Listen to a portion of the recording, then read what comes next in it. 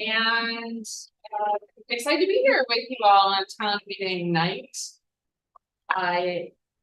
We are going to tonight review the minutes for February 3rd, take public comment. Matt will do an update on behalf of the city. We'll do some brief updates on some of the priorities we've been moving forward, and we are going to hear from the Central Vermont Regional Planning Commission. Glad you could join us tonight about the report, the Montpelier housing assessment that they updated and shared with us that they sent around to the meeting.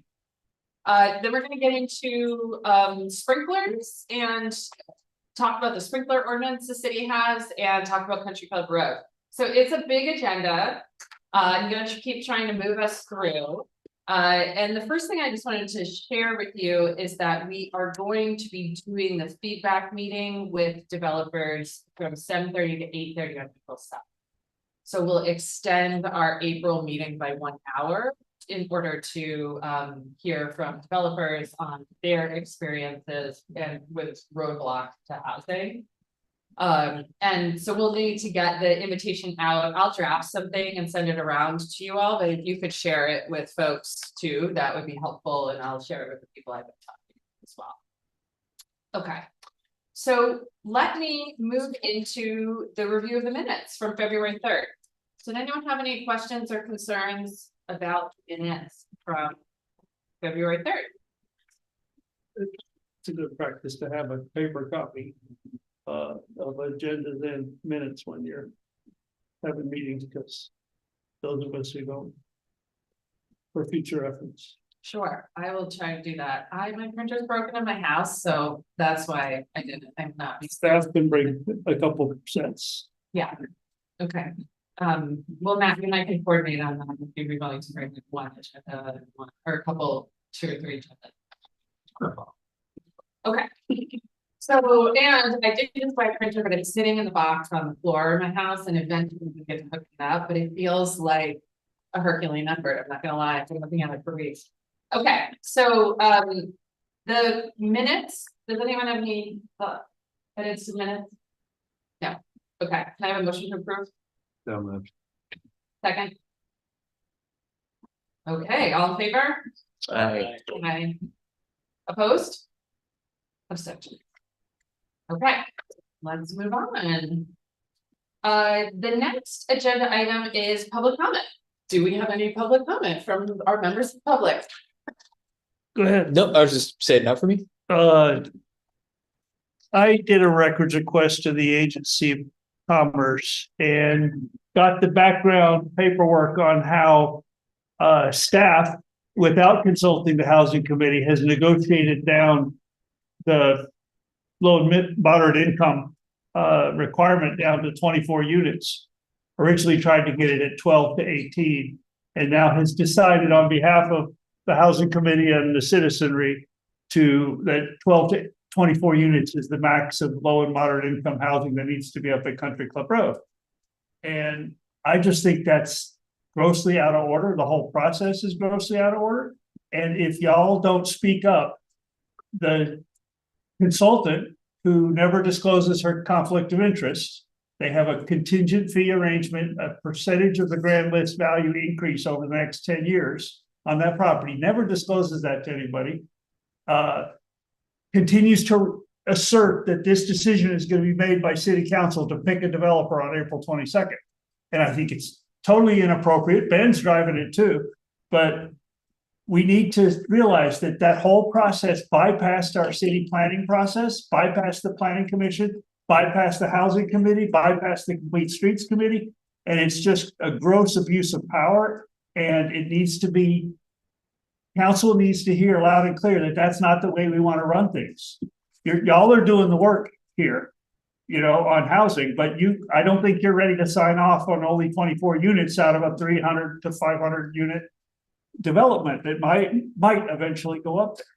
So the fact that thing is going on by staff, it is cause for pause and discussion. Okay. Thank you. If I could just briefly, I just really don't want to get into a back and forth, but I think that is factually an accurate statement around the number of affordable units that are going to be built on Club Road. The answer is we don't know yet. there is a formula based on CDBG funding that staff has been negotiating with the state or trying to get clarity on the number. But that's not to say that that's the limited number. So I just want to, I appreciate your point of view, Steve. I would just say from my point of view that it's factually inaccurate. Well, it's because the reason it might be less than pick is because they intend to pick the developer and then go negotiate those things behind closed doors. And that's not the way it's supposed to work either. In fact, Ben joined Mike Miller at the meeting at ACCD, which is what I only learned. So this is not a disorganized effort. Okay, I will follow up on that and try to understand that better. Thank you for your comment. And I believe, if I could just clarify, I believe that whatever Berkeley White might get is capped At at $300,000. $300,000, just for the record. And we're gonna talk about Country Club Road a little bit later on tonight as well, so we can add more to that. You, Yeah. Stephen? Okay, Matt, can I come over to you for the city update? Sure. So we've been working on these grants. Little else in my sphere. There's a grant for the community development block grant disaster relief funding that we've been talking about. There's another grant that I've been pursuing, which we turned in last week through the Department of Transportation. And there's a third grant I'm working on currently, which is to get money to restudy the engineering solutions for mitigating the flood danger to the wastewater treatment facility. And what grant, who's that to? Who gets the grant? That's actually, we've already been awarded it, but we have to backfill the application from the state. It's also CDBG ER funds. Okay. It's $150,015. Yeah, it's an unusual amount.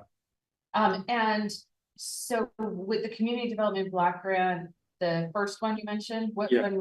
what would that be for? That's for the construction of Country Club Road. Okay, and the second one is for Department of Transportation. Is also for construction of Country Club Road. Yeah, okay. They have different hoops to jump through. And so we pursued both concurrently. Okay. Okay, thank you. Anything else? No, Uh, it's truly been. those grants can be huge. Yeah. Yeah, and very. And there's another one I'm working on, but it's not relevant to this discussion. It's Okay. an economic development. Questions for Matt? Just out of curiosity, your CDBG DR grant, that one's infrastructure, right? Not housing? Correct. Yeah. It's coming from the housing pot of money. They ran out of infrastructure money, but they're doing some alchemy to use it for infrastructure if they get it.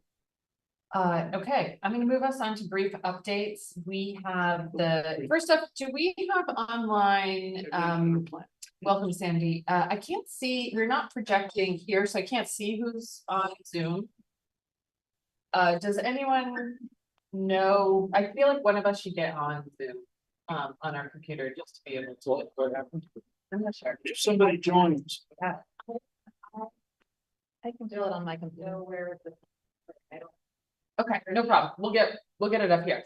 There are two folks. Okay, can you tell me who? John Sheridan. Looks like Jim Sheridan, And Carrie Brown would be my bet. Harry Brown, and is it Shanti on there too? Jim Sheridan and Orca. Okay, okay.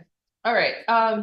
Well, in terms of the vacancy ordinance, Dan, would you be willing to give an update on where we're at on that? Sean was thinking about doing that, but he wasn't sure if he could do it because he works with Secretary of State and Right, it's voting day. yeah, yes. He works in the voting division. Right.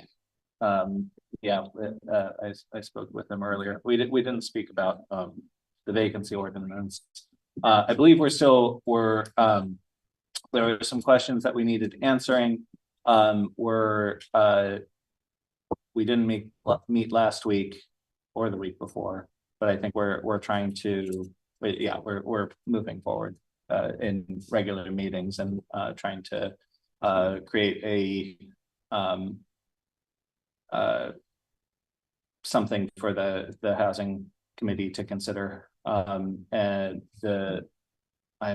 it's been a while since I've thought about it, so I'm kind of pulling out of past conversations. The kind of crux of the issue seems to be that if the vacancy ordinance is more aggressive, it is legally riskier. If it is less aggressive, it is legally safer, but also might not cover the administrative and staff costs of running it. So we've been talking about how to overcome some of those hurdles. And that's what we're. Are you getting a second opinion from another lawyer, or no, you don't feel like you need that? Do you remember, Matt? We're not getting a second. opinion. Yeah, You feel like you have the opinion you need and you're just gonna determine your risk tolerance? Yep. Yeah, okay. Well, would you let Lauren and I know the next meeting that you have? Mhm. Because I think one of us wanted to attend. Yes, just to try to get our bearings on it before it comes here. sure. Which I think will be as soon as maybe April, or what are you thinking, May, April, May? No idea. Okay, all right, we'll figure it out in the next meeting, thanks. So Carrie's not with us right now, but She may be. no, I can see I Oh, can see this. sorry. Thank you, Lauren. But tax stabilization was on the ballot. Updating it to meet the state standards and to be more generous, and so hopefully that passes. We'll have to look for that tonight. But I think the only update would be that the language was on the ballot and we don't know yet. So there's the update. But look for that. That would be great if that was adopted and. I would say that there's a slight uptick, a 100% increase in the number of people asking about it compared to when I first got here. But So like we're it's like, 0 to 1. yeah, we went from one. to Yeah. two. Who asked about it? So like a regular person or Yeah. like someone on the committee? No, there's somebody contacted me because they're interested in seeing if they can get tax stabilization for opening a business downtown. So Interesting. Okay. interesting, small business, but that's okay. They would not meet the threshold Yeah. were it not for the new language, if the new language gets adopted. So that would be great. Yeah, interesting. And did you advertise it, as you said, you thought you were going to, you and Carrie were talking about language to advertise it a little bit on Front Porch Forum or in some city? I did not do that. I don't know. It's been discussed on Front Porch Forum. It has? Yeah. Okay, good. You can tell I'm not on Front Porch Forum, Yeah, I but mean, Jack McCullough put something in, I mean, a bunch of explanatory. There's some good art on the bridge too. okay, There's good good. art on the bridge. That's great. The Bridges had some great articles leading up to today. Yeah. All right, we shall support the bridge. Okay, so tax stabilization, that's the update there. The next update is the city council agenda for March 25th. I'm going to be on the agenda to talk about, and I think you with me, to talk about how this committee is functioning and what our priorities are and, what is moving. So listen in if you're interested on that or join. But that is the plan for the 25th. The 25th, they're also going to be considering the spring language around the sprinkler ordinances. And so we will be talking about that tonight, and I'm interested in your input on that, as that is going to be discussed the same night we're doing our overview, and they'll probably be looking for our opinion on that. So more to come on that. The next thing is the planning commission coordination. Tim and Sandy, do you want to talk about that, like our meeting that we had and what came out of that? Or do you want me to talk about that? Go ahead, there haven't been much since then. Well, no one knows about the meeting. Oh, okay. We didn't tell them that Oh. yet. Yeah, okay. So we met with the chair and the vice chair, just join in if you have anything else to add. But we met with the chair and the vice chair of the planning commission and talk about if there's any way we could be supporting their review of the development regulations. They're right now going through like chapter by chapter and considering changes to those regulations.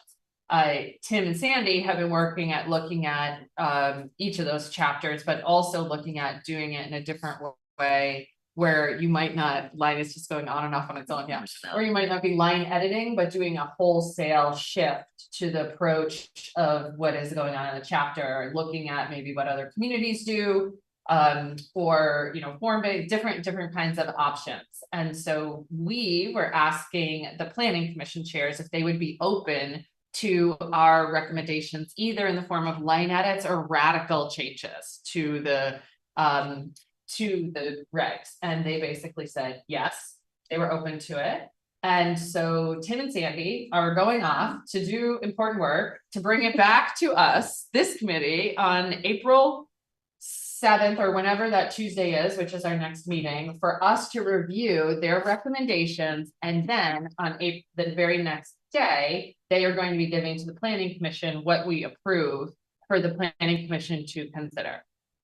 We also said that we would meet regularly, like every couple months, to talk about what they're doing, what we're doing, so we can maximize coordination. And the planning commission was enthusiastic about some of the things, or at least the chair and vice chair were enthusiastic about some of the ways we're approaching the work, and said that they felt like they wanted to be more active with city council, and so would make more of an effort to engage city council coming out of that conversation. What did I miss? Nothing, although there is one new development at the state level, which is really interesting. Is everybody familiar with Let's Build Homes? They are lobbying to create a statewide template for codes for zoning ordinance, and let's say development regulations includes subdivisions.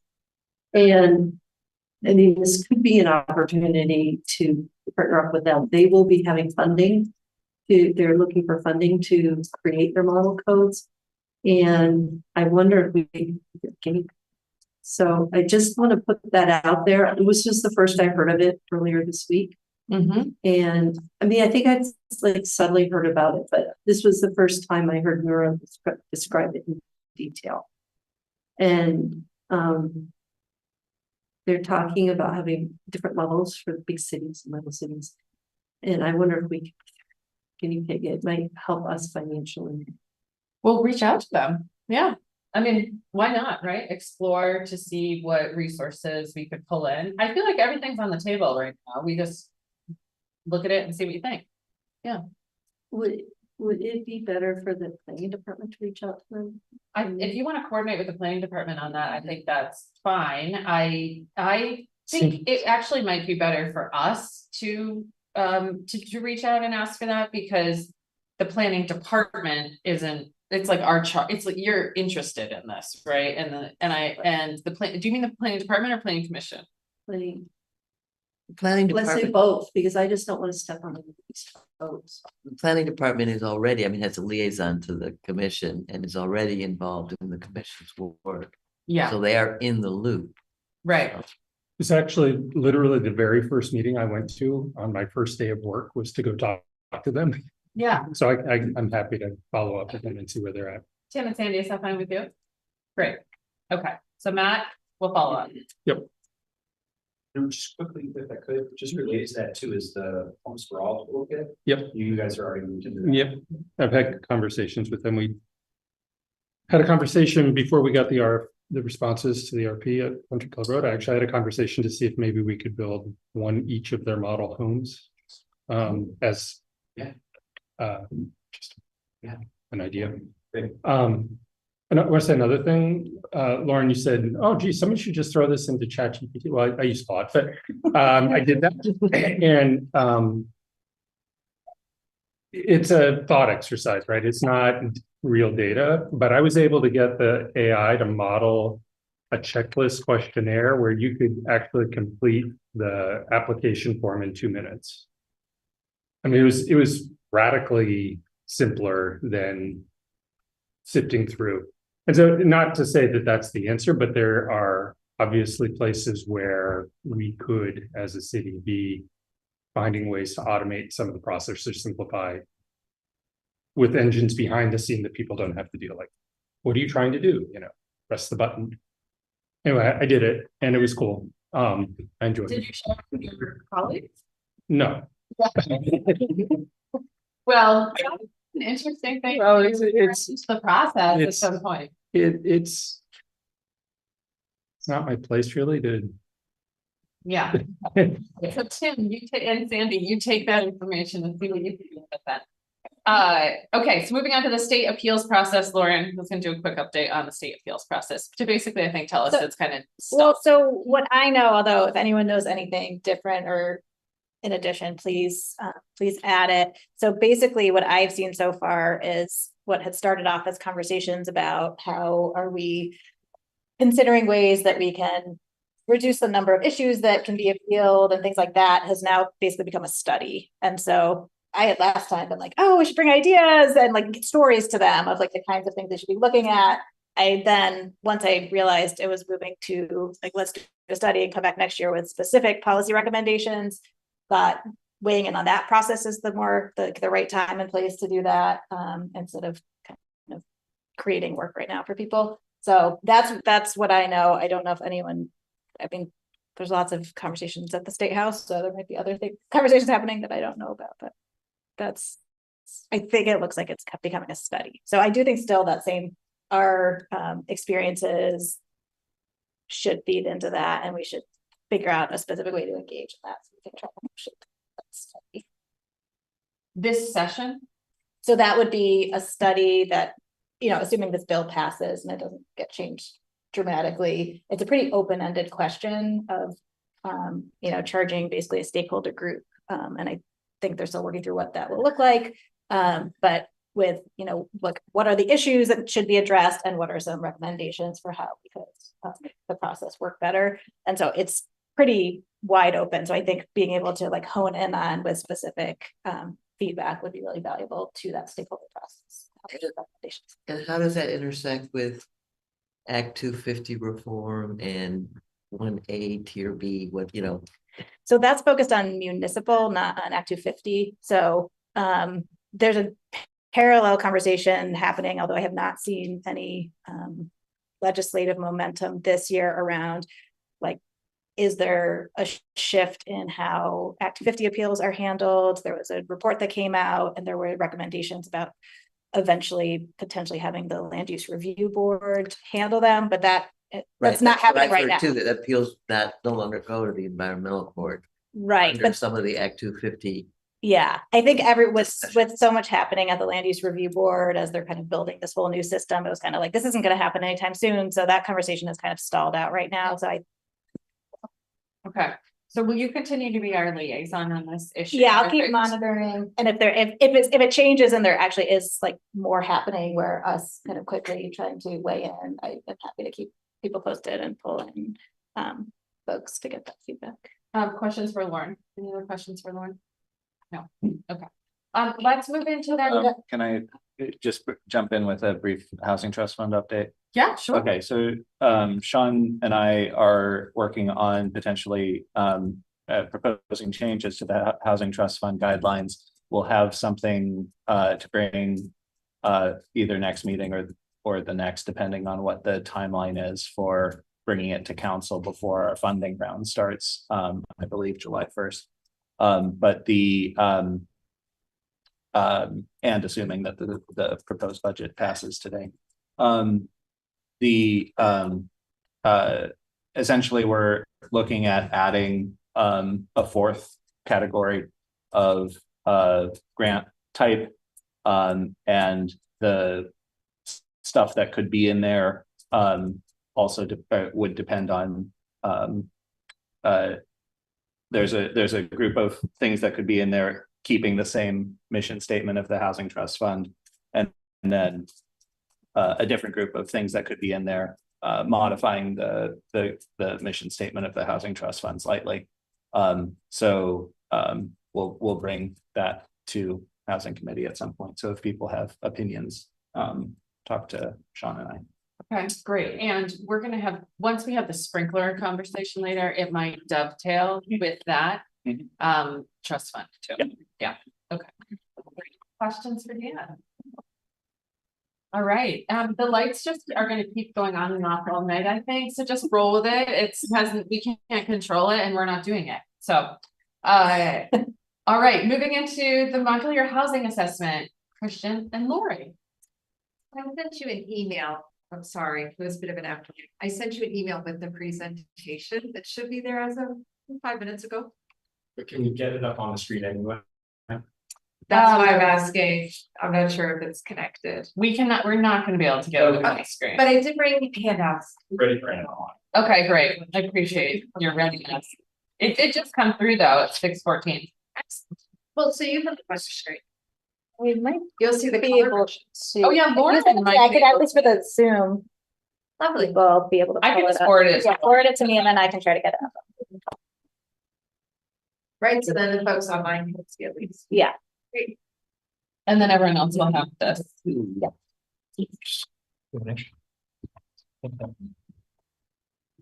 So right, Delaware? And I have it online.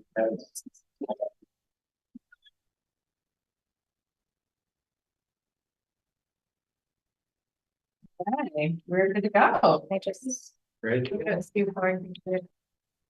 I can, draw out the draw.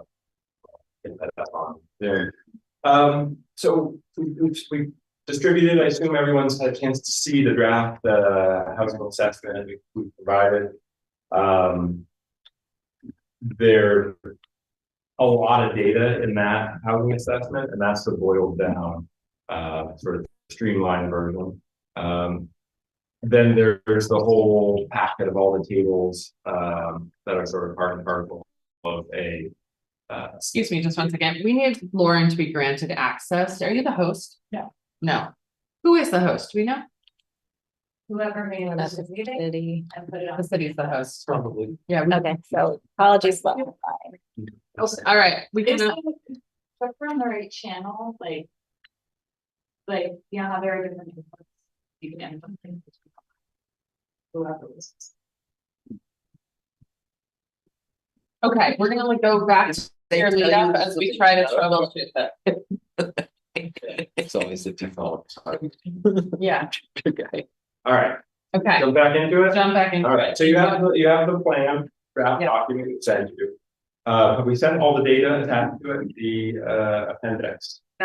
You saw the appendix originally, it was fat, and then there's all the new juicy stuff, which is on top of what you've already seen. So you have all that data behind the plan itself, or behind the assessment itself, as reference. Within each, the way we organized the assessment was around the themes we heard and the feedback we got and the data we reviewed. So we came up with these sort of high level 7 key findings. And then from there moved into the data that was moved around and supported each of those larger supporting data. We do try to close the link a little bit between the data, the findings, and recommended next steps. And we do that in 2 ways. 1, the recommendations. And 2, through linking it to the strategies already existing in the Montpelier city plan, really adopted. A lot of work went into that. There's a lot of actionable next steps that the city and committee could be thinking about pushing forward. So we try to bring that full circle and also work with the tools that you have for you. With that, I will pivot to the presentation itself. Hold up on my screen. So I'll hold up. I mentioned the 7 themes. A lot of them aren't going to surprise you, at least as they're listed on this list, at least as they are listed on this list. There's a housing shortage. It's increasingly unaffordable. There seems to be a mismatch or potentially a mismatch between the residents and the number of bedrooms they may need. There's frustration with the impacts of permitting and regulatory processes. The effect of the vacant and underutilized units, as well as the short-term rentals on long-term housing, is unclear in the data, and that is something come up with this group, something I was shared in our stakeholder interviews. More research needed. Growing homelessness and the need for subsidized housing combined with increased need for supportive services add pressure on already stressed system. There's less data, but we use on regional, what do we call it, roundtable working group that included the city of Montpelier, Barrie City, and some of the service providers in central Vermont that took place last fall. And trying to integrate that into the report, try to support those, try to give direction. I'll go through the existing data quickly because I think everyone's probably aware of it in one shape or another. Houses are selling faster. It slowed down a little bit in the last year. It took 1 day longer to sell a house. But that is a dramatic decrease from pre-COVID years. Where it's been cut half. Few houses are being built, 51 houses built in the last 5 years, roughly 10 years. Buried within that number, there are some silver lining. There's some silver lining. ADUs have been a strong part of the new construction market. The other one has been the addition of additional units on existing multi-unit. It's not an ADU; it's an additional unit in an existing multi-unit structure. So, I'm sorry, Christian, go ahead. So that 10-year is ADUs and additional. That's everything. And of that, what, 23 are ADU? It's just in the report. 23 are ADU.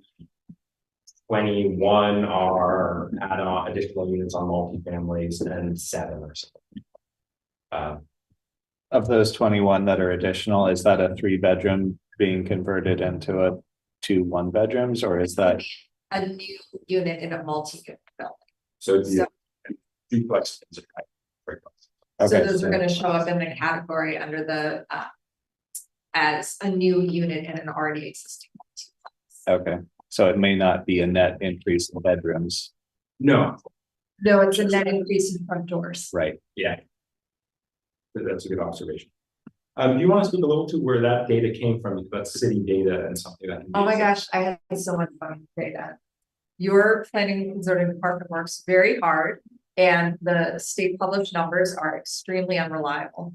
So I got a list of all of the zoning and building permits since 2000 or since 2020. They are all in the assessment, and you can literally see what got built, what got taken away, the 3 buyouts from the flood. And so that is in the assessment. And so the building permits are in the 3rd section. So one of the things, the interesting untold story about building permits is we have this perception that permitting is what keeps Montpelier from having more houses. You have the same number of permits, almost unit per unit is very similar. Almost the exact same numbers. It's hard to judge the difference between permits issued and units built. I was not able to get that for Barry, but as Christian said, you can see the total number of new units that were built. So there's the scoop there, is that there were 19 accessory dwelling units in the last 6 years and 17 new units in multifamily buildings. And one of the things that's not counted in there is congregate housing. They're a little bit tough. It's just that there was a project, but I don't know how many beds were. Melissa, Oh, yeah, thanks, Sandy. Sorry. Do you want us to hold our questions? I think it's fine, if you're, I think it's fine to share questions. Take Your questions. statement is that permitting is actually not a barrier. No, my statement is that if the perception is that it's the permitting process that's onerous. So just to let you know that the number of permits that were issued here is almost the exact same number as the number that was issued in Barrick. I don't know how hard it's. So 2 points on that. There's both state permitting and local permitting. So you wouldn't want to forget state permitting in that sentence. And the other thing is that one cannot assume that permitting is easy or not a barrier in Barrie. I'm not sure that that's a logical conclusion you could draw from the data, but I'm sure that will get worked out. Barrie, you're saying Barrie City or Barrie City and Barrie Town? Barrie City. Just the city. Just city. Barrie Town at something like 60 over 100. It's in the same time period. I think that speaks to 2 things. One, we didn't look into permitting in Barrie Town. It may or may not be easier. Yeah. But it speaks to a regional housing economy that we relied on for the last 50 years, where the workers in Montpelier didn't necessarily live in Montpelier, and the houses were built in Montpelier, Worcester, and Cowles, neighboring rural communities that sort of evolved into bedroom communities. And that growth in Barrie Town is mostly single family homes, or is it? It's both, I think. In Barrie City, a lot of it is downstreet housing. Yeah, no, but I'm talking about Barrie. I mean, all I'm saying is to make a high level conclusion, we want to make sure that the logic. Yeah, I have to look at how we phrased it and how we phrased it in the report. But that's a good comment. I think the point was just to give some level of, well, where do we stack up? Where does Montpelier stack up against other communities? I mean, because if you compare it with Craftsbury, that has no. When I did the comparison, I was looking for a similar size town. So that was a similar size, and I was looking for another city, and it just happened that Barry was very close to us. I was curious when I was researching that, how much of it is the pressure of finding site, finding an empty lot. The other thing that was interesting was looking at very similar numbers of ADUs that were being built. So that all is in the assessments. Okay, thank you. And it's a good comment, that one of the things we're looking for out of tonight are additional comments, thoughts from this group that have modify or update the existing draft to better reflect your planning goals. So, right, looking at where we are currently, that data that is gathered from Montpelier, that's not census data. If you're talking about a dashboard run by zoning and permitting, that would be a data you have keep up to date year over year potential.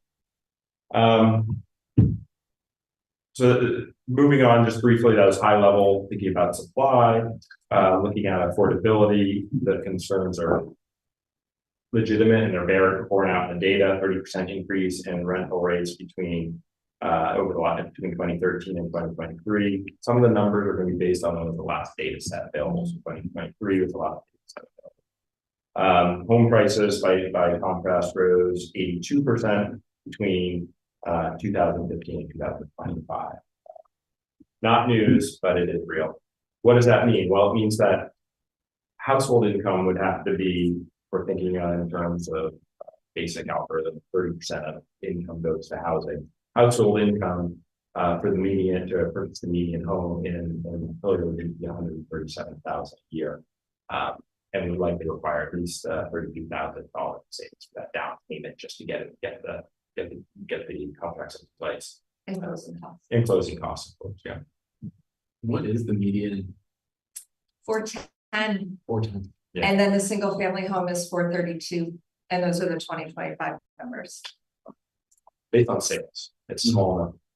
And that was the other thing. Montpelier assessor went above and beyond and got me all the sales record for the last 5 years. So it's all data in the assessment. It's all in there. It's very juicy. And what this means is, well, the median Montpelier family can afford the median Montpelier house. The median Montpelier household income is pricing out people, right? It's excluding incomes that might be lower than that threshold. So we're thinking about community and what housing needs is. It's not just about looking at the median, making sure they met that. So we do include a little more detail about what the some of the professions that might be priced out.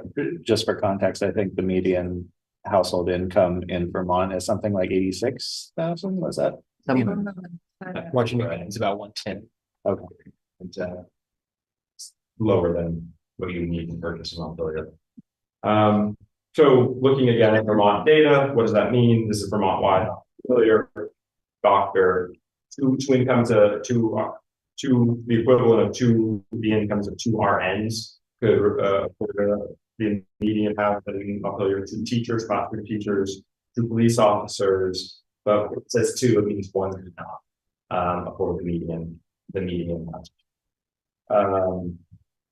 And by contrast, who's getting priced out? Well, in education, it's your paraeducators, child workers, school bus drivers, firefighters, LPNs, electricians. I mean, the list goes on. Similarly, when we look at rentals, an individual would not be able to even rent in some of these professions we've called out in this presentation. Nobody who works for city government would be able to buy a house or buy A single income. Yeah, the median. And, you know, so what does this mean? It means we have this mismatch of, I mean, that's promises, it goes into more detail for itself. There's housing stock built, I think 49, 51, somewhere around 50% built between before 1950. The houses were built for bigger families, probably closer to 3 or even 4. If you look at national trends, part of the world was back that far. And now our average house size in Montpelier is 1.8. So is there a mismatch between the number, the residents living in the structures we have and the bedroom state? When we look at this large data set, we don't have that detail. That would be an area for a deeper dive. But when we take a step back and just look at demographics and say, well, we do have an important group of older adults, and we do have an important group of younger adults.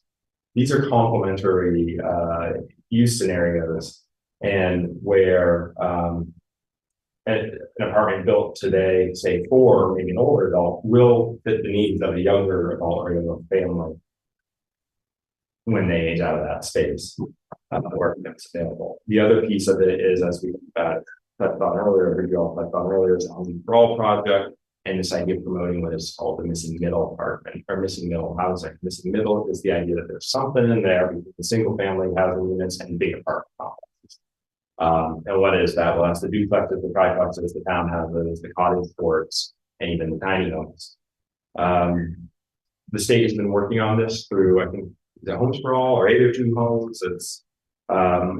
It's linked a couple times in the report itself. It kind of falls under a couple of different recommendations. They have great training materials, like bringing in a developers training, talking to developers and figuring out what they need, or even trying to find some first-time developers, folks who are trying to be small-time developers and looking to get into the field. They have resources for those groups. So it's maybe leveraging some of the folks out there who might become resources towards growing this supply of housing that fits the need. Looking deeper at need, as we talked about in the middle, we're also seeing the trends. I mentioned earlier that the ADUs and the additional units on multi-family units are a growing portion of the housing stock. The other area where we saw a consistent trend of growth was new rental units, and I think it's the 2-bedroom problem. So That's what we have. We can add, but we know how many bedrooms. This was from the census data.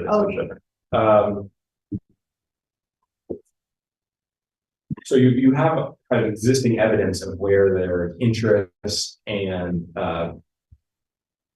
demonstrating growth demand. So I think in so much that the data didn't point us towards anything firm and concrete, it's the need for these smaller units in this specific for both buyers and for owner-owned and for renter space.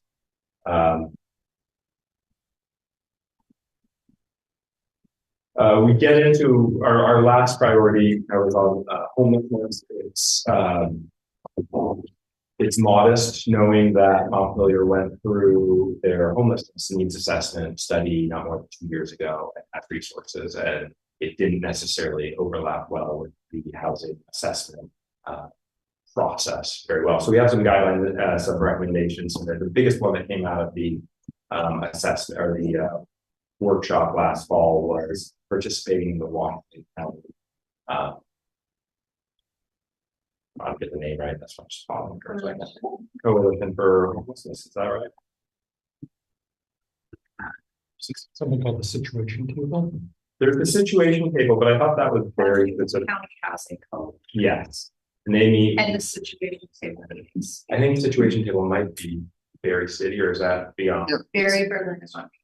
It is Berry Berlin. Okay. It's a great resource. And it's been a long-standing opportunity for Montpelier to get more regular call. So that's, I think, probably the highest level one. Thank you. There are any questions on the data? Because I want to dig down for a few minutes more into some of the recommendations that came out of this. So I have a question. Yeah. The thing you sent around doesn't have the juicy stuff. The juiciness is in the Okay. assessment itself. So I didn't want to give you a whole bunch of big charts and graphs with the. But what about the appendices? The appendices, yeah, I don't know. So Those were not sent around. Yeah, we emailed the address. We have the document emailed, but we don't have a copy here right now. I just want to take a question from Joe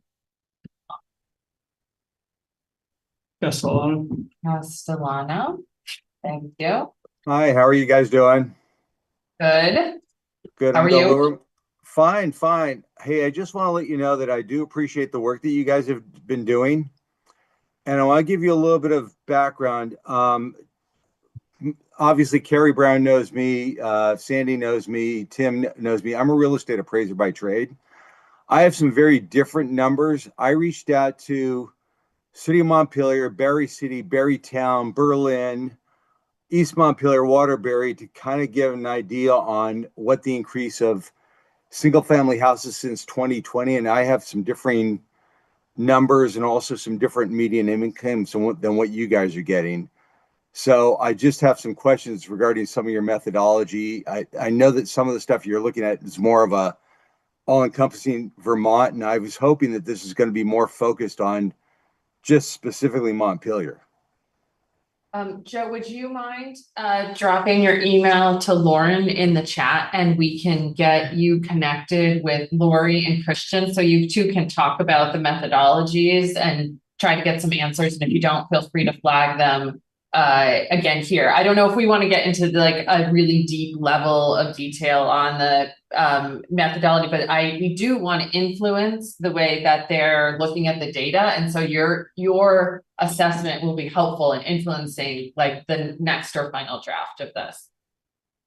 Perfect. Yeah, because like I said, in anticipation, I knew that this was coming. I decided to reach out, and this is as of November of last year. I looked through a bunch of data and I've also updated it. I believe I've just updated the thing in the chat. Is it showing up yet? Not yet. Are you emailing, are you chatting to Lauren directly? Oh, Lauren, actually, well, I'm I'm- sorry. I'm just in the general chat. Actually, let me Okay. go ahead, new chat, and let me just type in Lauren. Sorry about that. Sorry, Lauren is actually online as the planning department right now. Perfect. All So right. you can, all right, There you thank you so much. That's perfect. We'll get you connected because this is the moment to do data sharing. So thank you for bringing that up. Yeah, appreciate Yeah, it. I have an Excel spreadsheet that I can share with you guys too. I bet they're gonna love it. Yeah. Tell me, is there any other questions or comments on the data before we get into the recommendation? I still don't understand where the juicy data is. Yeah, I'm It's still looking. in an appendix that's not in the report you have. Actually, Okay, I just wanted, So that was, the assessment has the recommendation, and then the assessment has here's the data that's informing. Here's what we found out, and here's where we found it. And then the appendices is more, what are the different ethnic groups? What are the distances traveled? It has maybe 5 or 6 different data sets, and then we pulled out the ones which were most relevant. So when I say juicy, I mean the ones that are in this. And when you say the ones that are in the assessment, you're saying a chapter had you make a point and you reference the data that was supporting that point. Exactly. And then the appendix will have Even more data points, and that will be in the next draft of the report. Yes, that's a separate document, and I'll make sure you have that. Okay, great. So Okay. we'll get the appendix through a separate document. Thank you, Dan. I feel a little remiss that I haven't brought it up in previous discussions of the needs assessment, but I'm wondering if there's data on school on the school system that would impact our housing needs assessment. I remember I think somebody made a comment in that the enrollment is exactly the same as it was 20 years ago. But I don't really have a particular direction to go with that, but it was something that came up in the vacant housing meeting or the vacancy ordinance meeting about the impact that housing or that the housing crisis is having or could have on the school system, particularly in the future. We did not look at any educational data, just to take a step back before going forward. The data, so take a step 2 questions back. So the data in the appendix corresponds first to the say 50 data sets we outlined as part of our agreement to complete this with conflict. I'd say since we last spoke in December, we've been working on a new set of data sets, kind of building that out, trying to respond to questions, finding the information necessary to support that. This is all a long way of saying, so if there is other data about student enrollment that would be helpful, we can try to track it down. We're kind of at the end of that phase, but again, if it feels like it's that piece of information that you need before you can really kind of see clarity, I think it's worth our time, at least make some phone call. It felt like an omission that one of us should have got before that. Yeah, it's I think first and foremost an admission, and it's not census. Right. So when you go to the methodology as laid out by BHFA, it's just census data, housingdata.org. It's basically repackaging that in a different way. And that's where Lori's really done much. Right. But you're willing to look at it Yeah. easily, if you can find low hanging fruit.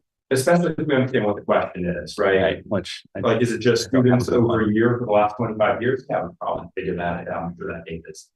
I mean, it's really the enrollment numbers, right? And you're looking at how they correspond with housing over those years. Yeah, I mean, so one of the things that's happening with the confluence of an older population, rising house prices. I mean, you mentioned this yourself in one of your earlier presentations, is that when people may live in Montpelier, but then they move out of the city to have families. And if any of the trends that we're looking at intensifies, if rents go up, if multifamily or multi-bedroom units are split down further into 1 bedrooms, as it seems like might be happening, will that impact the ability of families with kids, and will that impact our school? Okay, thank you. I will say that there was a really great article in the Bridge in the last month that dug very deeply into Montpelier. So that might be a good place to get a broader picture, because clearly they really did their research. Yeah. Okay. We have about 5 minutes left on this topic. Sandy, why don't we go to you? And then I'm going to talk about the priorities for a few minutes and how they compare to the recommendations. Super quick. Okay. So this is a follow-up to a question I asked a few months ago. So it would be really helpful to be able to tie together income data from the census with AMI thresholds in the VHFA chart. And the key between those two is number of people in the household. Yeah. And right now, to try to do that, one has to break down the huge steps in the income chart. So you're going to And it gets more and more like unreasonable, such that if you try to do it, you end up with some number like 30% of 1-person households being above 150% AMI. It's like just not reasonable. Yeah. And I could show you my attempts to do that, but I think that information would be really helpful, because it would help people understand where our population is and what can they actually afford. So just rather than saying what they can't afford. Yeah. We ran into the same thing. Our favorite chart, prettiest chart we made process. We had to cut it because it's just the data was so flimsy behind it. And it's actually exactly the same issue we ran. You could say, all right, median 2-person family house income here, which corresponds to what which corresponds to what level of housing they can afford. There were big swings from one year to the next. It was a troublesome data set. We could bring that back. The margin of error was sometimes as much as the number. So it'd say 5, margin of error 7. Why is that? Because we're a small location and it's so expensive, which was the other thing that in Montpelier, you know, including specific information, but almost part to specific households. So when we tried to, the latest year for which there was income data was 2020. Really. Well, Washington County may be a reasonable region to be working from that to try to get more accurate numbers. We know that housing costs in Montpelier. I'm going to overlay it with Washington County. Washington County, I assume it's going to be shifted a little lower. Right. But you begin to get clarity. It was startling. Trying to think what the findings were. Again, median two adult household could afford a house. Right. Single with kids? No, then two with no kids could also afford the median house, and then every other group affords on would be below that. Right. And that's why we tried to look at it by, all right, well, what are the professions that can afford to buy Montpelier? And it's the services and lawyers, the accountants, it's classroom teachers. But my point is that if we can figure out, let's say 38% of Montpelier is in the 50 to 60% AMI, and that equates to a certain dollar price house, we could begin to think about how can we get that a house at that price point. So finding out what people can afford is, I think, more useful than finding out what they cannot. Christian and Lori, I'm going to have you sit with this. Yeah. And think about if you can do anything with that at the regional level. And I also want to just recognize that we have been asking you for more and more data every time you come, which because we love it and we're so happy to have you and have the resource you're bringing. And I'm sure your contract is basically like well exhausted at this point. And okay. And so I want to just recognize that this is kind of probably the end of the line on the data requests, and that, you know, the next report is likely final, I assume. So again, to take that step back, you all are our steering committee.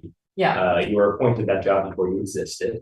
Yeah. But now you exist, so now you're a steering committee. So we do want you to steer us towards the data and information you need to do your job. Yeah. And do your charge. And so Sandy's question, I think, you know, that's the kind of information that would get a little further. If it's school enrollment, that's, you know, that's happening. We can track that data down and get it in there, I think. Well, I think it would be helpful if you could do those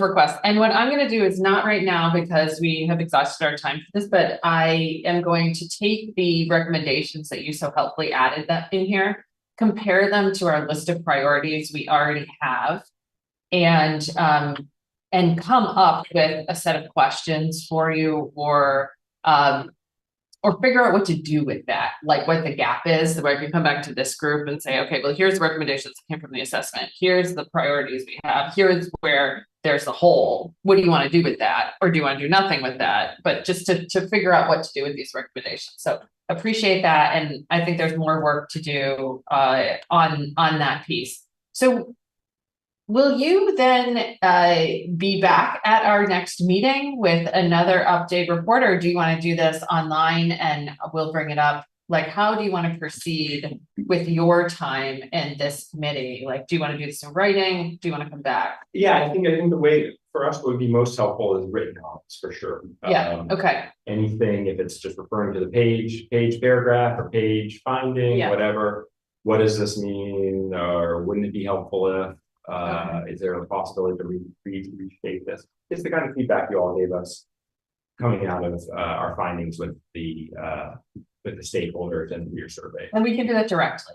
Okay. So if folks have any direct comments, they should get them to you within like the next 2 weeks, essentially. Yeah, that'd be ideal. And I think at that point,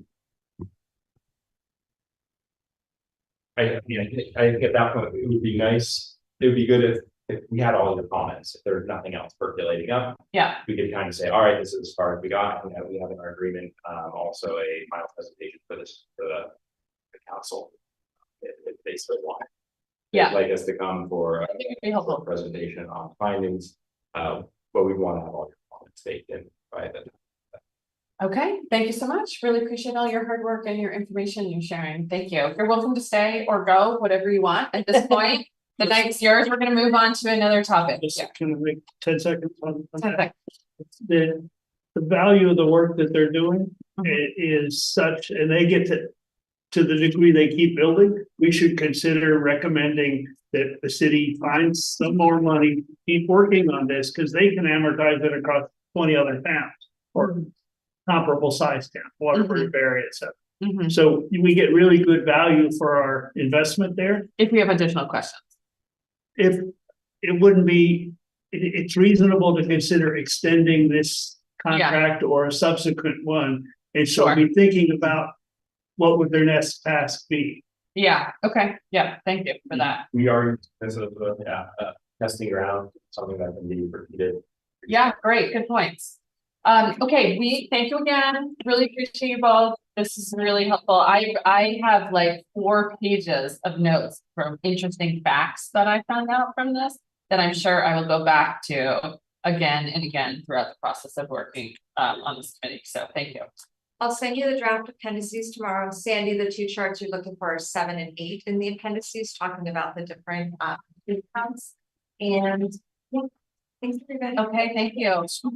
Okay, we're moving on to the hot topic of the sprinkler ordinance, the city sprinkler ordinance. Okay. Yeah. Okay, so here's the situation. As you know, I have been calling through some developers and just getting their feedback. I try to call like 1 or 2, 1 a week or every other week. And we're going to do the feedback meeting where we can all hear from different developers coming up in April. But one of the issues that has come up from a couple developers has been the cost of sprinklers. And specifically, the issue that's come up is the cost as it relates to first floor, putting in sprinklers on the first floor, where the state says that there are mitigations, other ways of addressing that issue. But the city says you can only do it through sprinklers. So there's a memo that I shared with you before this meeting. I'm going to walk through that at a high level for anyone who wasn't able to read that and for our guests here today. And then I want to share with you, I called the fire chief and I talked with him about sprinklers as well for about a half an hour and worked to see if there was any kind of middle ground on this question. And I would like to report out on that. And then on the last thing is that March 25th, this issue is going to come up before the city council. And I think we need to decide if we want to do anything about that. Based on the data I'm going to share from James Moore, is one developer who put together a memo for us to consider, and based on the information from the fire chief, and based on the city information we have in the city ordinance and the state ordinance, do we want to do anything else? So, okay. Very briefly, we know that the city has a goal of doing infill development, getting up to 75 units a year. And also, we know from the housing assessment we just had that this kind of missing middle or more affordable units are critical. So right now we do not require sprinklers on individual homes or duplexes. We do require sprinklers on anything that's between 3 and 6, less than 6 units. So like between 3 and 6 is essentially the number of units we're considering for this conversation today. So what should we call those? I guess 3 to 6 unit homes or multifamily homes. What'd you say? Small multifamily homes. Yeah. Okay. So that's what we're talking about here. We know the city wants to prioritize this type of development. And right now the state is allowing mitigations that aren't sprinklers. So they say like you could do it through egress, through fire resistant or different type fire resistant rated construction, unit separation, different types of detection alarm systems. So the state has recently added in a code that says you don't need to put sprinklers on the first floor because you can walk out the door in a fire. You can instead deal with it through these other ways, and it will be cheaper, and in theory will have more housing. Montpelier says you can't do that, you have to do sprinklers. Only the James just is working with I don't know if it would be an engineer or contractor or an expert on this, a sprinkler expert who has said that the price of doing the first floor construction on a building he would like to build is $30,000 for the project.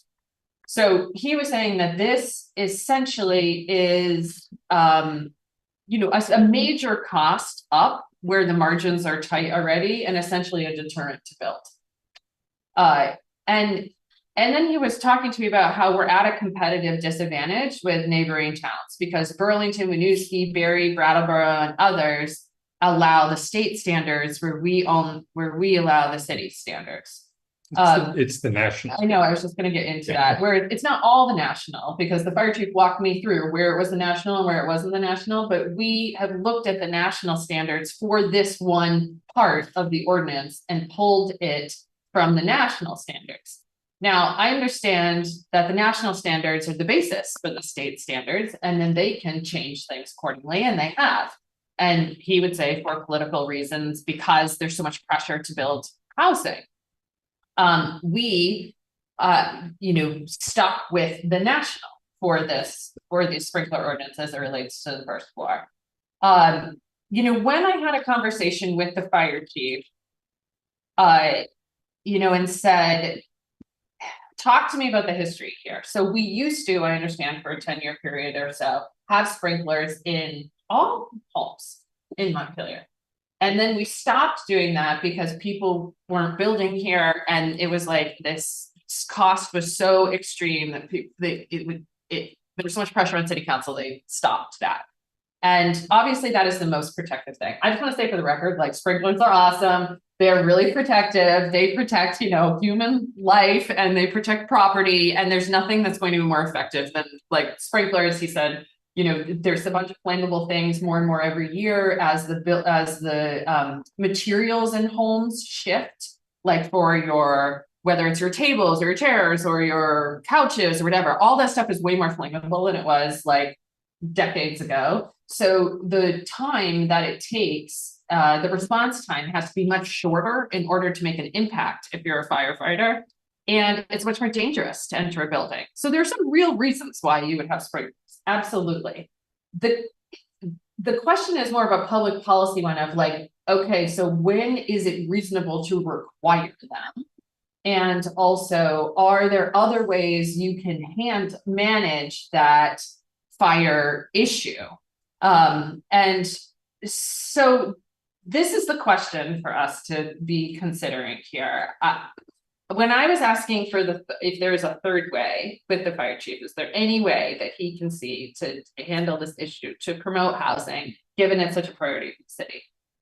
He basically said he could see a way that was reasonable for the homeowner through some mitigations to get out safely on a first floor.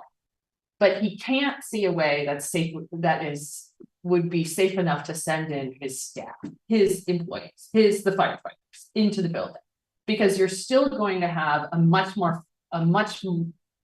fire, he would say, like the flash or like the flashover or something. He's trying to explain to me is so quick that regardless of if you do any mitigations, it's still going to be a real safety risk for his folks entering these buildings, even if folks can get out of the building in time. That's the rub.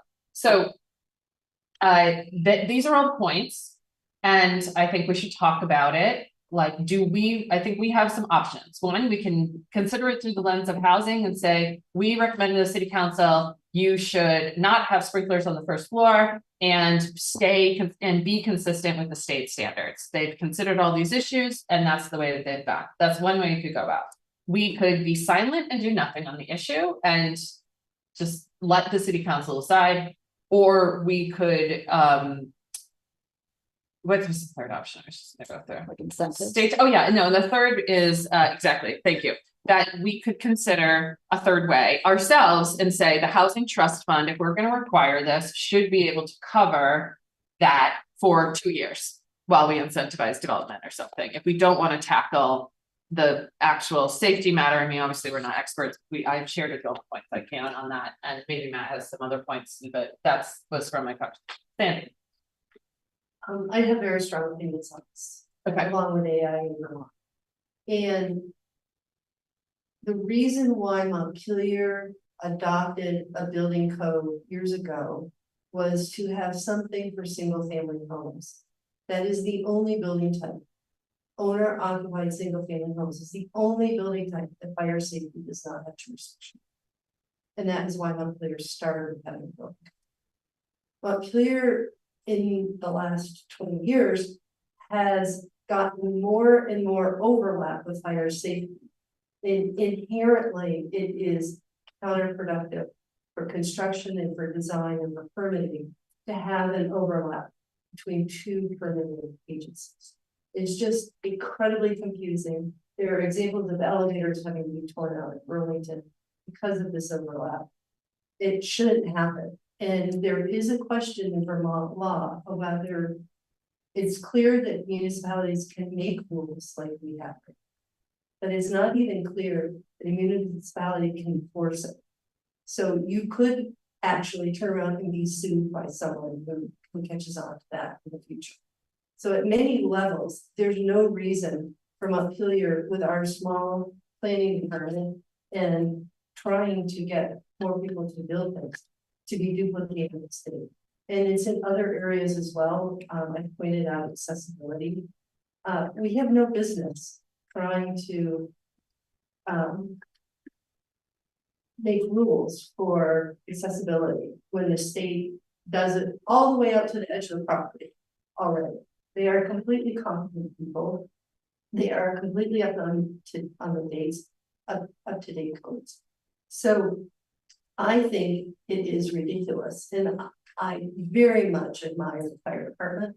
I don't want this in any way to sound at all like I'm questioning their ability to get into buildings. There's more and more reason why buildings are dangerous to enter, including batteries from solar systems and electric vehicles in garages.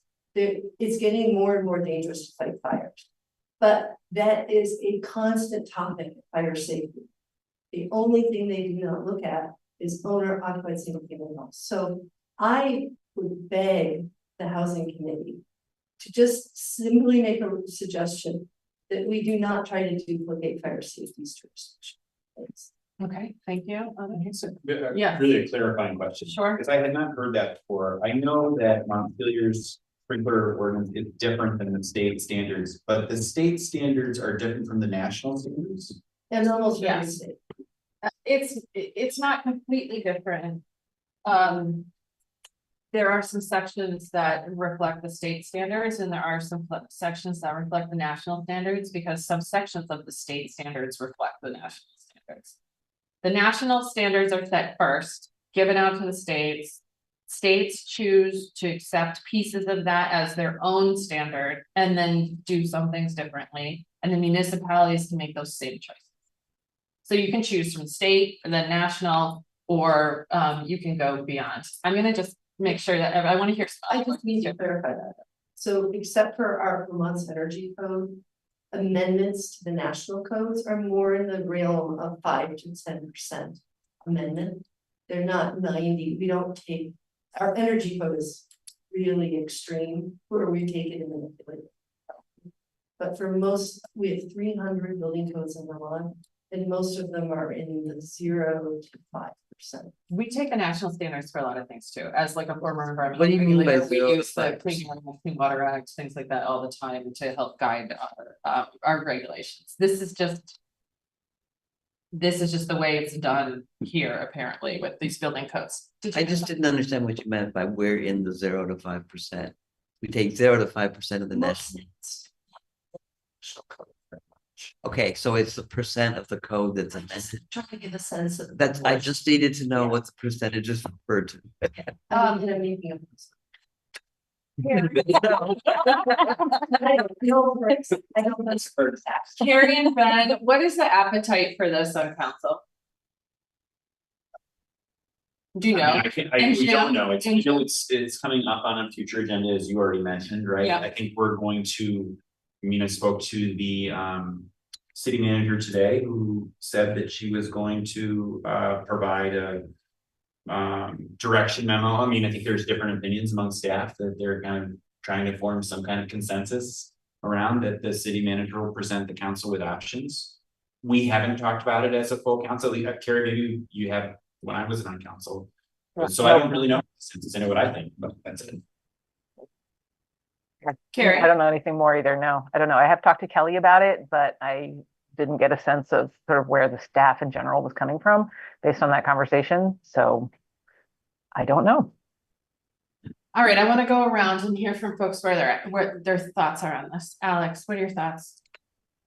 I have no thoughts other than maybe we should be using less flammable building materials. Yeah, yeah. I mean, I think of the Grenfell Towers. I mean, that's my, Yeah. Lack of sprinklers. yeah, well, it wasn't lack of sprinklers, but it was materials that Like made cladding. the situation instantly. Yeah, into an I think that incinerator. we need to have 15 firefighters on site within 8 minutes to actually like save the building or something. He was saying, I was like, whoa, he's like, it goes like that because of all the building materials. Okay, so so you're not sure either way.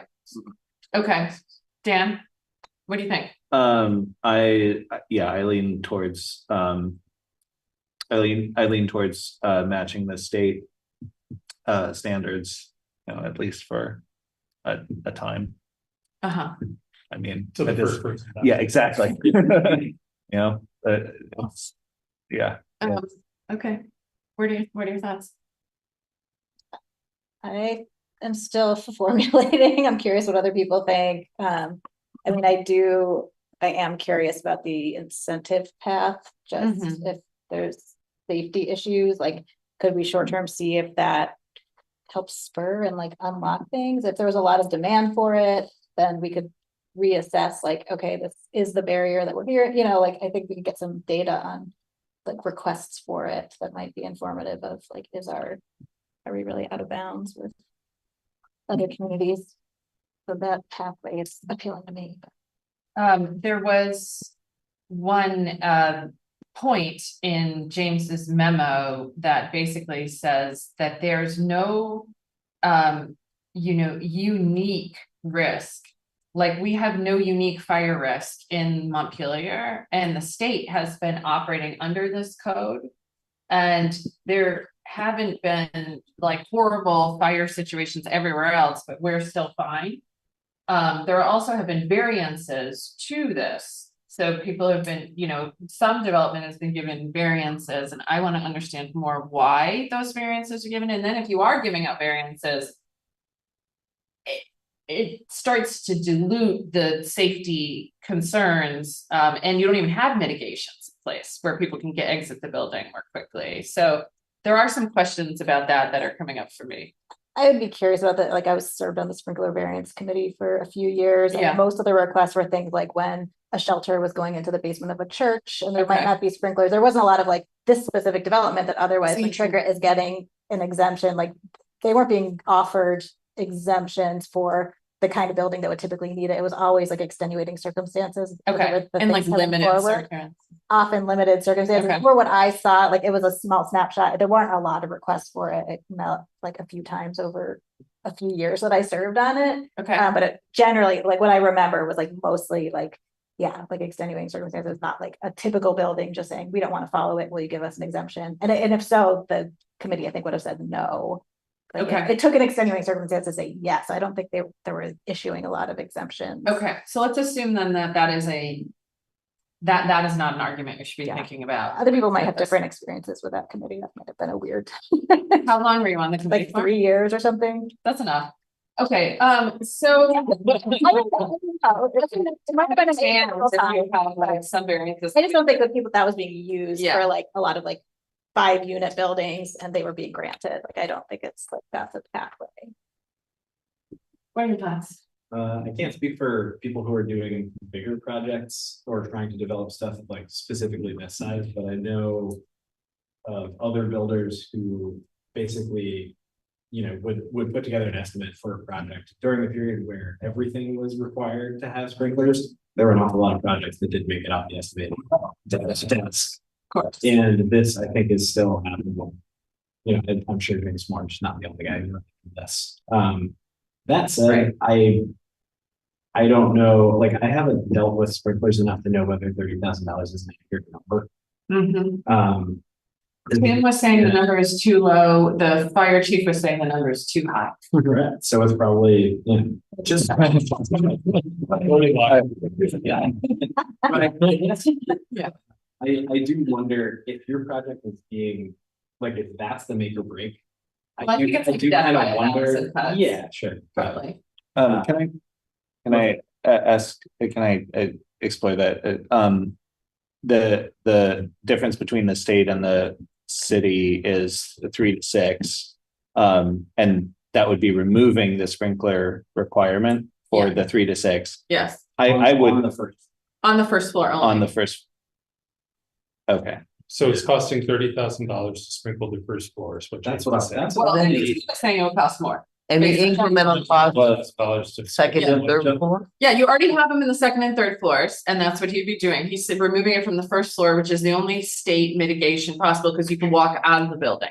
Right, but so how much does it cost to put it on floors 2 and 3? I think when we get to Tim, he's gonna tell us all about, No. If you have to run water and pipes and God knows what into the second and third floor, how could the first floor? Yeah, It's what is it's an expensive thing, but no one is questioning the second and third floors, and we're only questioning the first floor. Let's do a very quick go around and we gotta talk process on this, because we're running out of time. I in general believe that we should be on the state. Okay. Tim, I do believe the state code is the way to go, and I do think Lauren's comment about incentives is really important. I think if we can find ways to incentivize putting these systems in multifamily housing, they're safer. And I think it's the way we should be going. And we had an incentive, but it was very small. We actually just took it away within the last 2 years, where properties that had put in sprinkler systems got a really small break on their property taxes. And I think in our budget process, just before Lauren and I went off the council, that was taken out. But they're expensive systems, not just to put them, but you also have to maintain them. They have annual maintenance. It adds up. And I just replaced sprinkler heads in one building that my dad built in the 70s. Just replaced the heads. These little things you see sticking out on one floor in that building cost me $18,600. And they're just sprinkler heads. They're the same ones you'd put in the house. I mean, they're nothing special. It's an expensive system, but they're good. I think the key is how do we provide for them to happen for people to create safe and keep the housing costs. okay, and Sandy, your state code. Yeah. So, yes, just say yes. So we can, yeah, I think that's really interesting, on the incentives of, like, if you were a level playing field with other cities ourselves that are doing this. Yeah. But the difference was we were the community that was incentivizing safety, right? Like, that we had the same, like, you don't have to put it in, but we'll help you put it in. That actually becomes a competitive advantage as opposed to where we are now, which is hard to build here. I have 2 questions online, Jim and Carrie, and then I'll come over to you too. Okay. Jim. Okay, can you hear me? Yeah. Okay. I was on the original sprinkler committee and actually was the chair of it. And so I can give you a little history. The reason why it was brought up is we had a couple fires that killed people, and they were first floor ranches, and they were older people. But so the fire chief decided to discuss sprinklers. I watched more fire videos than probably all of you combined. And I can tell you a fire moves faster than the average person thinks. You just don't have the time you think you do. So we put in a sprinkler ordinance and we gave 5% rebate on your property taxes every year that also goes with the house sale. So if somebody bought the house and had sprinklers, they got the 5%. You also will get a reduction in your fire insurance, which your total house insurance. So there's another little incentive. And back then, you could use, plastic tubes in a home. I don't know if that's still viable, but you could use plastic tubes for your sprinkler system in a single family home. It was about $4,000 a home. But that was probably back in 2002 or something like that. So that's a little history on it. There has been, to my knowledge, no life ever lost in a sprinkler home. So when you have kids upstairs, a sprinkler obviously is a great advantage because you might think you're going to get to them, and you might get to them, but you probably won't get out any more than they will. So I watched just so many videos, saw so many statistics that I know they're safe, but we got to find a way to incentivize it so that the person can build it. It will offer resale value in your home without a doubt. Thank you. Thank you, Jim. Carrie. Yeah, I lean towards aligning with the state as well. And I also think that we have to focus on incentives. So kind of like an all of the above approach. And I had forgotten that we had that small incentive that we got rid of a couple of years ago. And so that's definitely something we could look at putting back in, or if there's anything else we can do to support people to do it, but to align with the state. That's where I'm leaning. Okay. So thank you. We have Ben and Carrie are on the council, so they don't get to vote on this. It sounds like if we did bring it to a vote, we have, out of how many of us are here? 1, 2, 3, 4, 5, 6, 7 are here. We would have 1, 2, 3, 4, and it would pass. I'd be willing to vote for the state code, but I have a question too. Yeah. So I'm noting that in hearing this, I'm on the fence myself. I don't know if it's logical, but I'm on the fence.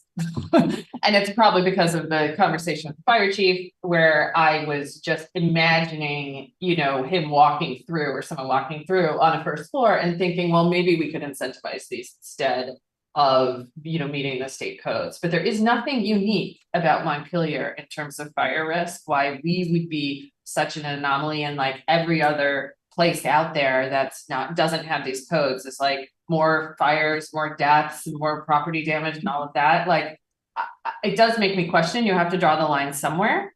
But I would probably be an abstention. I'm wondering, did someone else have something about it? Yeah, Tim, you said you're replacing the heads was 18. Was that just for the parts? Parts and labor.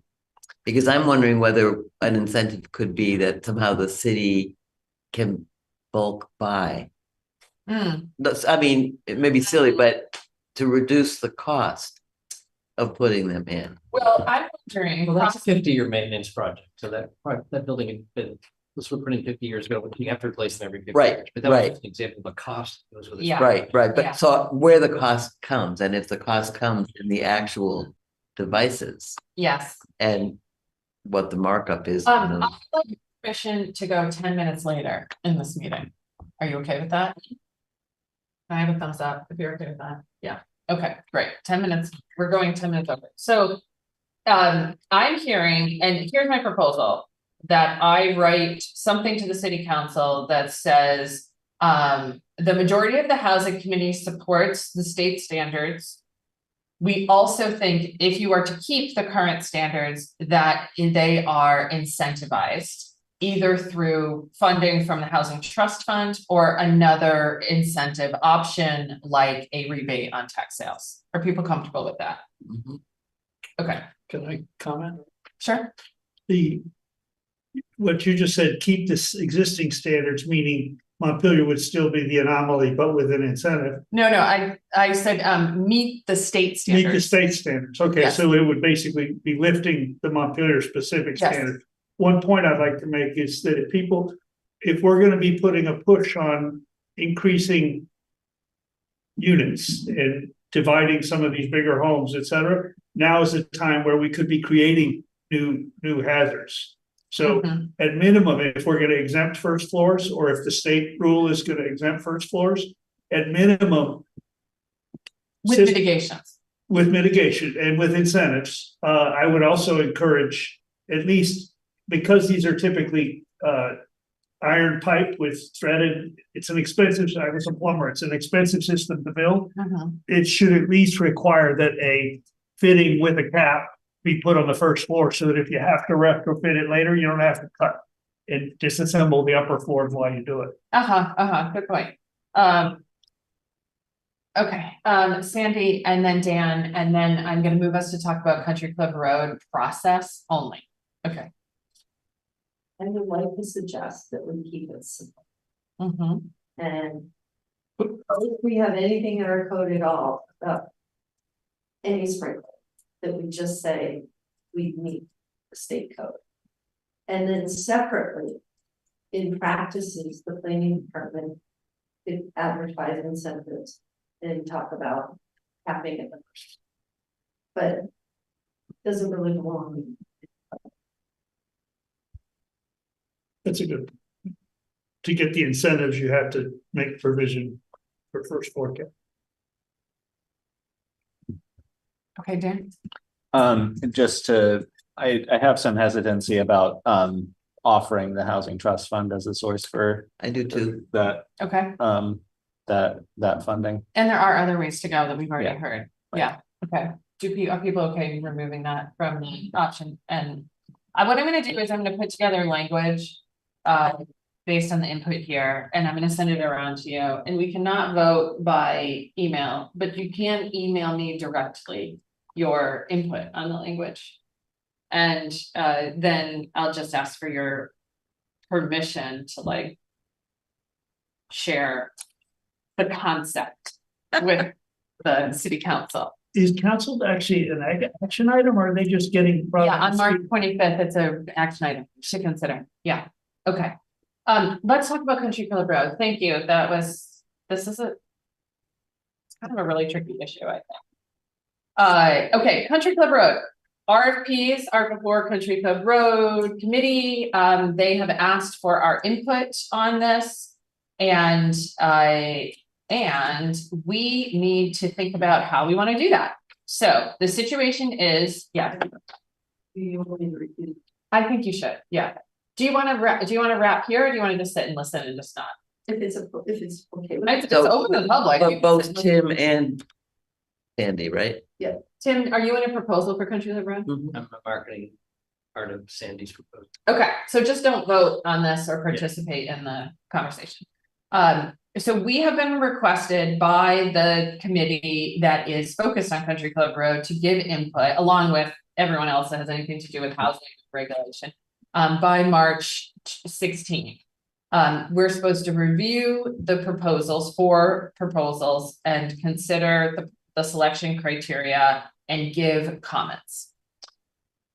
Process-wise, I'm wondering if we should set a subcommittee that looks at this and then makes a recommendation to us, or if we all want to weigh in to one person who compiles the comments and then gives them over, which might be the easier thing at this point. So I guess that's my proposal, which is I would propose that anyone who is interested on the housing committee make the review, do the review. And I want to gauge interest, because I need to know that some people at least are going to do this. Two people who will not be.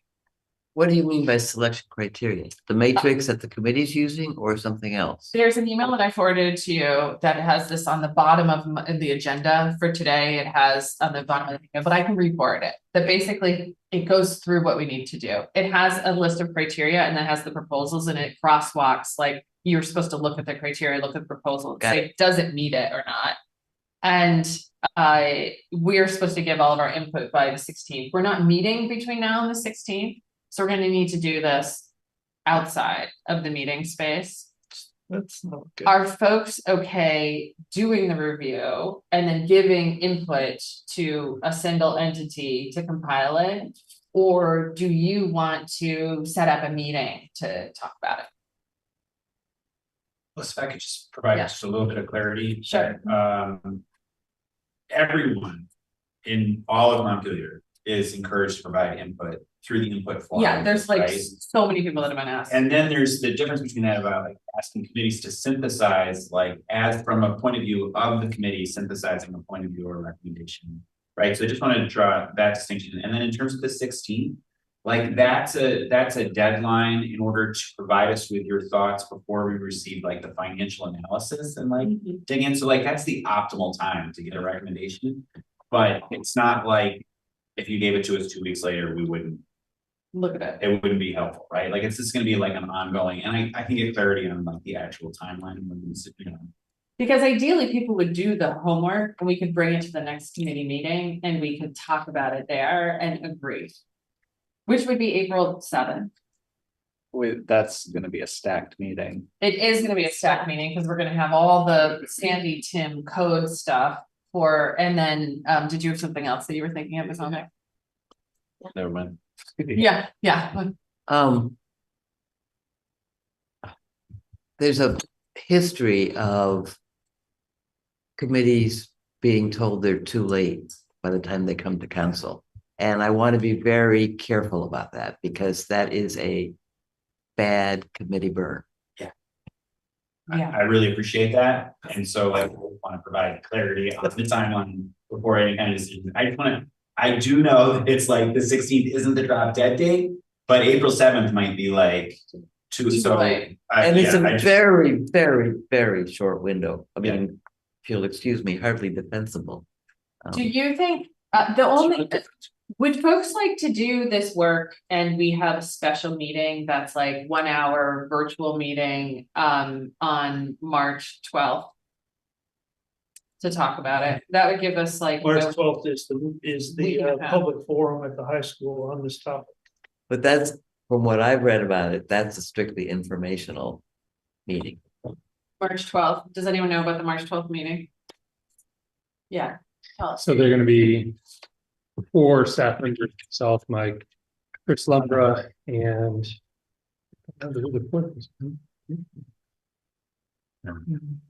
anyway, there are 4 staff members. Each staff member is going to be responsible for kind of sitting with one of the 4 different proposals in a different corner at the high school. Okay, so we don't really want to conflict with that. And just being able to try to answer or respond to questions about the proposals. Yeah. And then directing people who have comments or questions about the proposals to the QR code website input form.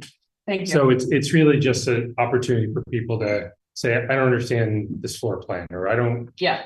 Whatever. I still don't want to conflict with it. I don't think. The 17th, we could do 5 to 6. If folks want to do that instead, that's only one day after, that seems reasonable, as long as Ben can confirm, we'll still be able to make it. Yeah, actually just on the deadline, it's all listed on the website. So there's the community listening section on the 12th. On the 16th, the city right now, between March 16th and April 3rd, we're scheduled to potentially have interviews with developers. So honestly, like if there are thoughts from the committee, it would be ideal to have it before.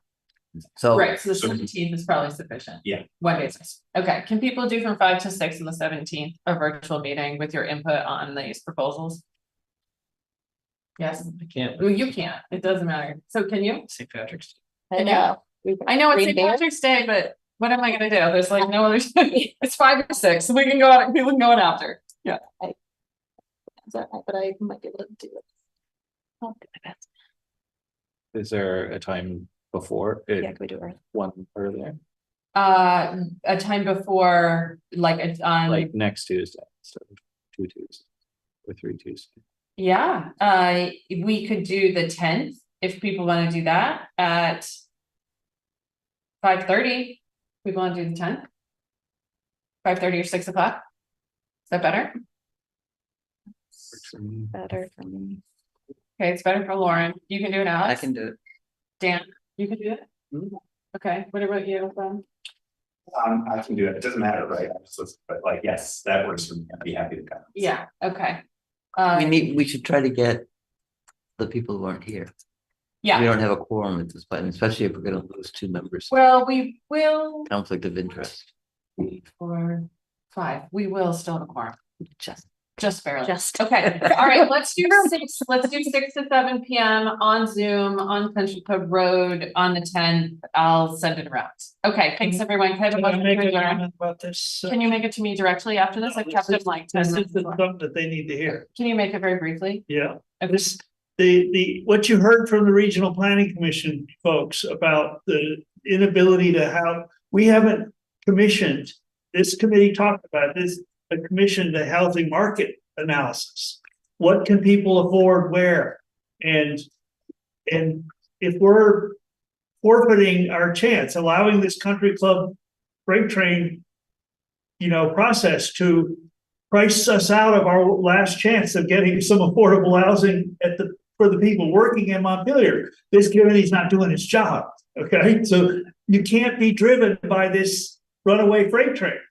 We need to slow down and figure out, learn what the Regional Planning Commission is telling us about who can afford houses in Montpelier, and say we don't have any other, options than Country Club Road to solve that problem. And it's not going to be solved by a for-profit developer unless we slow down, do our market analysis, get the brownfield cleanup, do a master plan, and then hire developers. We cannot afford to forfeit site control on April 22nd. Okay, thank you. Okay, motion to adjourn. Moved. Okay, thanks. All in favor? We're out. All right, thank you, folks.